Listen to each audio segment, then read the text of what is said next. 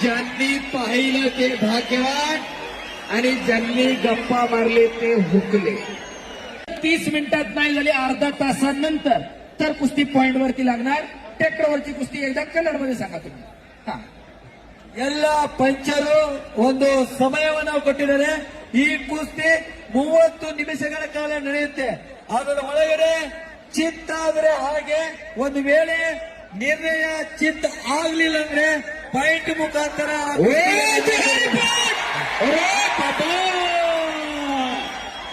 मिर्झाईरा दुहेरी पटकाला. अरे बाप मिर्झाईरा